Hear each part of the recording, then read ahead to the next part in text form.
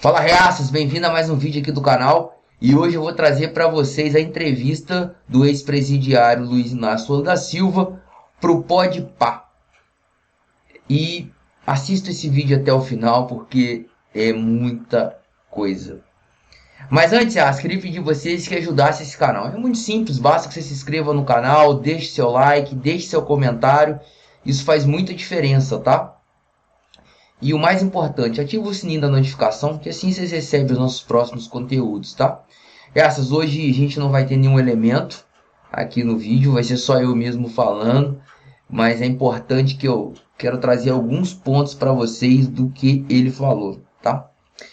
Primeira coisa, o Lula, ele faz como ele sempre faz, e isso a gente tem que fazer um reconhecimento. Ele tem muita mais habilidade na fala e um papel, se representa mais como um político, sabe utilizar a emoção das pessoas e se colocar nessa pessoa que passou muita dificuldade na vida, teve uma família grande, que ele e os irmãos foram criados pela mãe, o que é fato inegável, isso aconteceu, mas ele usa uma habilidade para quase te causar uma pena disso, tá? É uma coisa que é triste a história dele. A história dele tem sua tristeza mesmo, é uma história triste. A gente não quer que isso aconteça com ninguém. A gente gostaria de ter um Brasil que isso não acontecesse com ninguém, tá? Mas hoje ele já tá, depois de muitos anos, ele ainda usa isso o tempo todo, tá? Mas eu vou colocar para vocês algumas falas dele, algumas coisas que ele disse e a gente vai refutar, tá?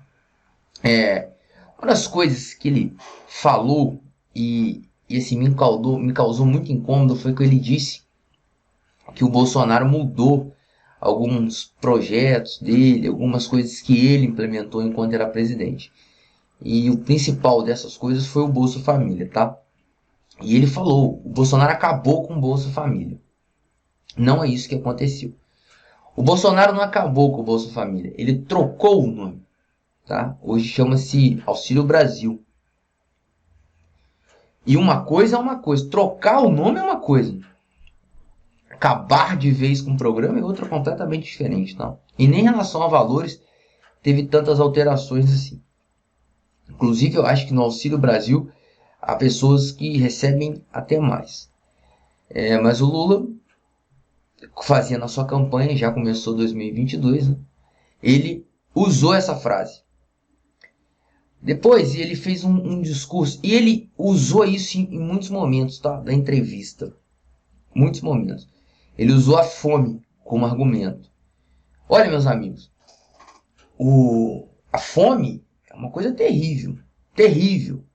Se você que está me assistindo aí nunca passou fome, mas você já deve ter passado por aquele momento que às vezes você tem que fazer um exame, ou então ficou muitas horas sem comer. Eu vou dizer a vocês que eu fiz um exame recentemente e fiquei 16 horas sem comer, tá? É terrível, dói a barriga, é uma coisa ruim. Você imagina 16, imagina uma pessoa então, 16 horas já foi ruim, imagina uma pessoa que fica às vezes 2 dias sem comer, ou comendo muito mal. Isso é uma coisa triste, cara. Então é tão triste essa situação que a gente luta e vai lutar cada vez mais para que as pessoas saiam dessa condição, tá? Saiam dessa vulnerabilidade que é a fome. Mas e por que eu estou dizendo isso? Porque como ele usou isso muitas vezes, né? Teve uma hora que ele quase chorou e inclusive ele disse que ele seria candidato à presidência novamente para combater a fome, tá? Eu fiquei me perguntando, assim, ó, ele disse que no Brasil nem o Partido Comunista é comunista, que o único partido de esquerda comunista é o PT. Fui me perguntando, cara, será que o Lula sabe o que o Stalin fez? Né? O Stalin provocou um genocídio fácil de mais de 2 milhões de pessoas.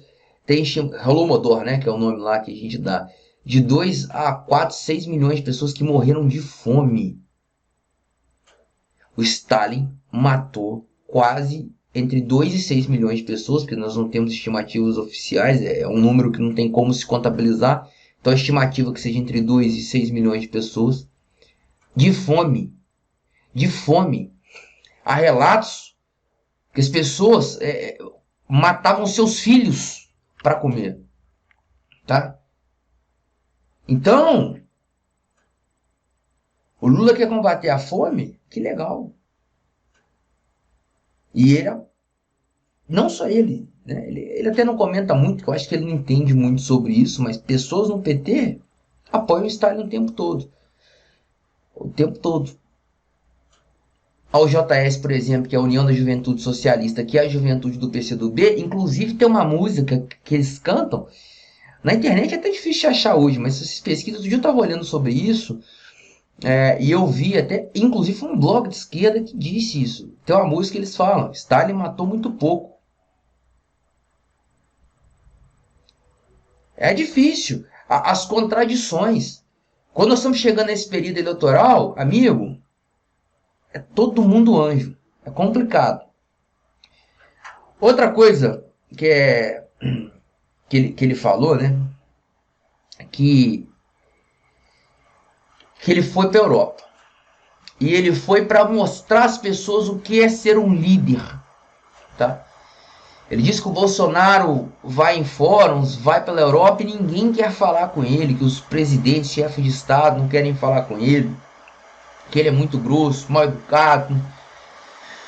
Olha, acho que isso, o Lula, eu vou dizer a vocês, é uma coisa impressionante. Realmente, o presidente da França não quer muito falar com o Bolsonaro. E sinceramente, acho que temos que ter um controle de política externa, a gente tem que ter uma política forte externa, mas não falar com o presidente da França, não sei se é uma coisa tão ruim assim não, tá? Sei que economicamente mas eu estou dizendo em questão mesmo de costume, esse tipo de coisa, não sei se é uma coisa tão ruim assim. Mas a gente vê, a Angela Merkel falou com o Bolsonaro, já ligou com o Bolsonaro, inclusive uma vez teve um entreveiro do presidente francês que falou algumas besteiras, a própria Angela Merkel ligou para o presidente Bolsonaro. O presidente Bolsonaro tinha uma excelente relação com o ex-presidente Trump, e apesar do governo hoje nos Estados Unidos ser o bar do Brasil, continua com essa boa relação. O presidente Bolsonaro teve agora, no Oriente Médio, fez excelentes relações, foi recebido por chefe de Estado, foi recebido por pessoas influentes. Então, essa falácia do Lula é mais uma mentira. Mais uma mentira. E tem um detalhe, o presidente Bolsonaro andou pela Europa, andou pelos Estados Unidos, e além de ser recebido pelo chefe de Estado, ele era recebido pelo povo. Pelo povo. Tá? Tem gente lá esperando ele. Então isso é outra inverdade que ele disse. Bem, continuando, tá? Outra coisa que ele disse é que o pobre é maltratado, e que quando o pobre abre a porta da sua casa, ele encontra a polícia atirando. Meu amigo, o Lula bateu na polícia também nessa entrevista consideravelmente. Ele não fala assim, você encontra o bandido do crime organizado atirando. Ele falou, você encontra a polícia atirando. A polícia. E todas as vezes que ele foi falar de violência, ele em nenhum momento disse assim, ó, a violência contra o pobre, acontece a maioria das vezes, é pelo crime organizado. Basta ver no Rio. O cidadão até para ter uma antena a cabo, se não for dos narcotraficantes ou da milícia, ele morre. Não, mas ele falou que a polícia, sempre a polícia tá tirando, a polícia que comete violência é o tempo todo assim, denegrindo a imagem da polícia. Já era antes, e agora tá ficando pior, porque como o presidente tem as suas ligações ali dentro dos militares, eles fazem questão de repetir isso o tempo inteiro, tá? Cara, uma outra falácia que ele disse, assim, olha, essa chega a ser cruel. Ele diz o seguinte, que na época dele, os combustíveis nunca custariam o preço que estão custando hoje. Nunca. Porque ele já teria intervido na Petrobras. Bem, aí viram o que aconteceu com a intervenção dele. A gente viu o que aconteceu com a intervenção da Dilma. A Petrobras virou o que é hoje. Com problemas financeiros, um longo tempo de recuperação. Aí, ele continua dizendo, porque no meu mandato o gás não subiu nenhuma vez. O gás de cozinha, né? Tá Ah, mas aí você fica represando o preço e uma hora vai soltar. Lula falou como se fosse presidente de clube de futebol. Aquele que vai lá, gasta, monta um super time, não tem condição de pagar, solta a bomba, meu amigo. Uma hora vai assumir alguém que vai pegar essa bomba. E trazendo pro futebol, olha o Cruzeiro. É a mesma coisa que acontece. Mesma coisa que acontece. Mesma coisa. Mesmíssima coisa. Agora, ele não falou a carga tributária que a gente tem sobre a gasolina, que é imposto pra caramba, é muito imposto. Isso ele não falou, não. Falou que o problema é que tem que intervir na Petrobras. Aí ele disse o seguinte, porque esse ano vai ter alguns milhões para distribuir para os acionistas. Ô, seu Lula, os acionistas botam dinheiro na empresa. Para ela ter o tamanho que ela tem hoje, foi o acionista que colocou o dinheiro lá também. É lógico que a Petrobras é uma empresa que surgiu como estatal, mas a expansão dela foi uma expansão a mercado. Então, se eu acho certo que o acionista bote dinheiro na empresa e não receba nada de volta, faça-me um favor. Se não for para ganhar nada de volta, o cara não bota o dinheiro dele lá. A gasolina, reaças, a gasolina tá cara? Tá cara. Tá cara por quê? Tá cara porque nós estamos vivendo um momento de inflação no mundo inteiro. Tá cara porque os maiores produtores de petróleo, que é na região do Oriente Médio, fazem o que querem com a oscilação do preço. E é por isso que tá caro. Nos Estados Unidos a gasolina tá caríssima. E para os padrões americanos, então, tá um negócio astronômico. Agora, isso quer dizer que a gente tem que intervir na Petrobras? Não quer dizer. A gente tem que viver um livre mercado. Não adianta. Temos que viver um livre mercado. É difícil.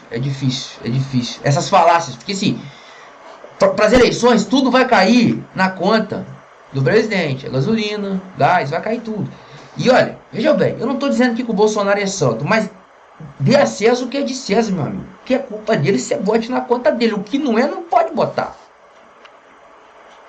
Porque não vai ter nenhum presidente que vai assumir aquela cadeira e vai conseguir resolver isso tudo, meu amigo. Não tem como. Não tem como. Não tem. E, vamos lá, mas ele disse uma coisa que foi impressionante. Ele disse o seguinte, que ele nunca roubou nada. Mas veja bem, para ele fazer essa alusão que ele nunca roubou nada, cara, ele foi lá na infância dele. E disse que a mãe dele lhe deu uma educação, que ele sempre quis comer um chiclete, e que ele não conseguia comer o chiclete, e que ele morava atrás de um bar, e que o bar parece que era do tio dele, e quando o tio dele ia no banheiro, ele poderia roubar um chiclete, mas ele nunca fez isso. Eu não duvido, talvez mesmo não, que ele nunca tenha feito isso. Porque pessoas que recebem educação, que tem os seus pais ali, parece que a mãe dele foi essa pessoa que os educou. A gente não faz essas coisas. Aí ele disse, porque ele não fez isso lá na infância, que ele não assaltou os cofres públicos agora. Né? E já entrando nesse assunto, disse que ele poderia ter fugido do Brasil, e que ele não fez isso. Tinha embaixadas que queriam receber, mas que ele não fez isso. Porque ele queria provar que a turma de Curitiba, Sérgio Moro, Datena Leal, eram sem vergonhas. Estavam num complô contra ele.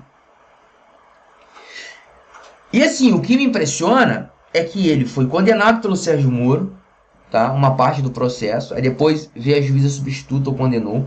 Ele passou pela segunda instância e ele foi condenado, e ele foi para o Supremo Tribunal Federal, e aí caiu. Mas ele foi condenado no mínimo por 4 juízes. Por 4 juízes. Né? Fica difícil. Diz também que foi preso porque... Né, aí, vamos até completar. Essa parte é muito boa. Ele diz o seguinte, que ele foi criticado porque ele defendeu o Daniel Ortega na Nicarágua. Tá. O Ortega é um baita de um ditador. E ele disse que perguntaram a ele por que ele apoiou o Ortega sendo que Ortega prendeu seus adversários políticos. Aí, olha a resposta que ele deu. Olha essa resposta. Mas aqui no Brasil, me prenderam, eu estava em primeiro lugar nas pesquisas. Alguém explica para ele que ele não foi preso porque ele estava em primeiro lugar das pesquisas, e ele não foi preso por um adversário político dele. Ele foi preso, meu amigo, porque foi o maior esquema de corrupção da história da humanidade. É do Brasil, não. É da humanidade, em todos os tempos. Peraí, me ajuda aí, né? Essas conexões furadas que eles fazem para te enganar. Para enganar o povo. Pô, isso é brincadeira. Fora do comum. Tá? Transposição do Rio São Francisco. Ele disse assim, olha isso, que desde a época do imperador tinha um plano para fazer a transposição do Rio São Francisco e não conseguia fazer, e ele fez. Fez não, foi pelas metades. Quem terminou a transposição do Rio São Francisco foi agora o presidente Bolsonaro, isso depois de gastar quase o triplo do que estava programado para a obra, e você já sabe como é que é o esquema. Então não fez nada, nada, tá? Começou sim, pô, mas começou, gastou o triplo, tá, mas não tem condição,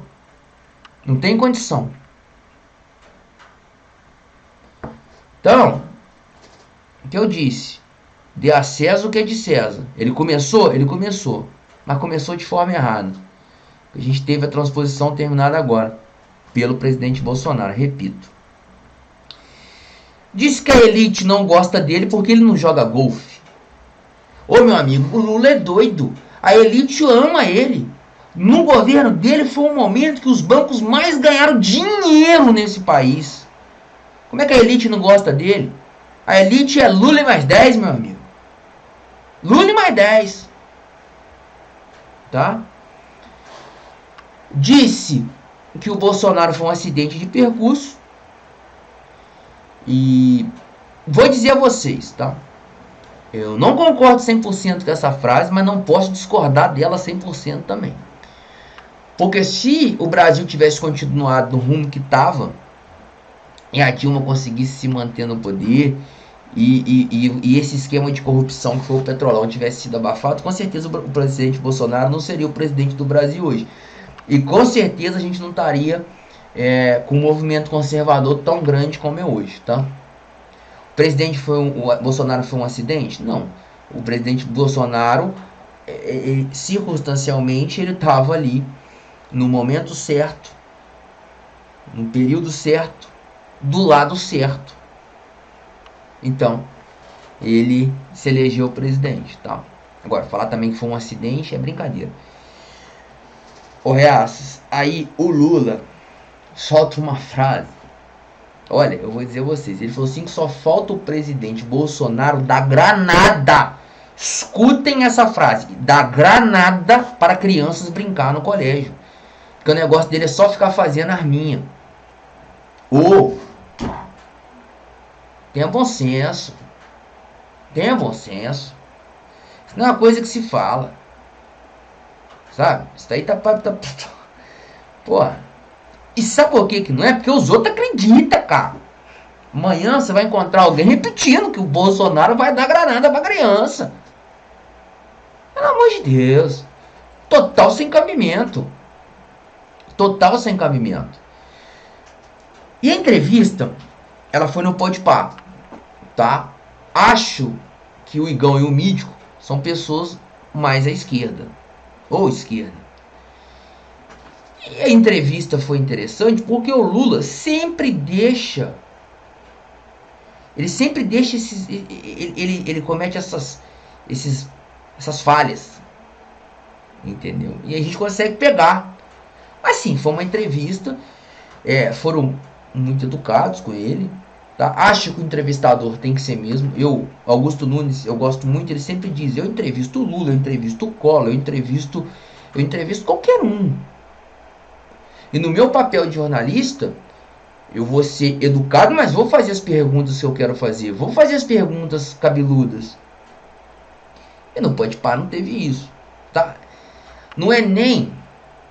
Não há... O formato também não é para isso, tá? O formato é um podcast, as pessoas vão ali para contar suas experiências e tal. Pô, mas se você tem o Lula ali, cara, você pergunta tudo, cara, né? Mas foi assim, foi um negócio bem... Levanta a bola para cortar, levanta a bola para cortar, levanta a bola para cortar. Ele falou sobre outros assuntos. Ele tentou também se humanizar, falou sobre futebol, falou sobre o Corinthians, né? Falou que vai casar de novo. Então ele tentou voltar àquelas origens ali, tá? Voltar àquelas origens ali. E assim, reaças, eu vou dizer uma coisa a vocês. O Lula tem, eu já disse no início do vídeo e vou repetir. O Lula tem um traquejo para fazer isso. Ele é bom para fazer isso. Nisso ele é muito melhor que o presidente Bolsonaro. Ele se comunica melhor. Muito melhor. Isso ele faz mesmo. Tá? Só que acontece, e eu vou dizer. Ele não consegue sair na rua porque o povo xinga ele e tudo mais. Xinga mesmo. E se ele sair na rua, o povo xinga mesmo. A não ser que ele esteja ali cercado com a sua patota. Mas bota ele pra andar na avenida aí. Bota ele pra andar em algumas avenidas movimentadas de São Paulo, do Rio de Janeiro, de Belo Horizonte, cidades grandes do interior, pra vocês verem o que acontece. Só que esse traquejo ele tem. Ele não tá conseguindo dominar 100% das coisas por causa de todos os escândalos. Porque o povo brasileiro teve um amadurecimento político fantástico. Mas entendam que esse amadurecimento político não parte de 100% dos brasileiros. Ele começou ali com 10, com 15. Hoje eu posso dizer que nós temos aí cerca de 30% da população que tem um bom amadurecimento político. Mas não é todo mundo. E ele sabe captar isso. Ele sabe pegar esse cerne lá. Isso ele sabe fazer. Tá? Isso ele sabe fazer. Então... é importante que a gente se atenha e tenha atenção nisso. Eu já disse, nós temos que começar a rebater essas falácias da esquerda. Temos que começar a rebater essas falácias da esquerda. Essas coisas que eles dizem são absurdas. São totalmente absurdas. Tá? Olha, ele falou mais algumas outras coisas, mas eu trouxe para vocês aqui as principais, tá? Trouxe para vocês as principais. Deixe nos comentários aí o que vocês acharam do vídeo. Deixe nos comentários aí. Eu sei que tem gente também que assiste e que não são conservadores, assistem o vídeo, fazem suas críticas. E tudo bem, continuem fazendo. Eu gosto disso, eu gosto da discussão, eu gosto da crítica. Acho importante. Acho importante mesmo. Se você está me criticando é porque você está prestando atenção no que eu estou falando, é porque você tem uma outra visão. E esse debate que faz esse amadurecimento político. Tá? E não se esqueça de se inscrever no canal, ativar o sininho das notificações, tá? Nossas outras redes sociais estão aqui embaixo, na descrição do vídeo, então acompanha aí. Reaça, mais uma vez, foi um imenso prazer trazer esse conteúdo para vocês, tá? E uma tortura também ter que assistir essa entrevista do Lula. Mas, fazer o que? Faz parte da vida. E um bom fim de semana para vocês. Vem um fim de semana, a gente vai dar uma descansada, mas semana que vem a gente está de volta. Fiquem com Deus.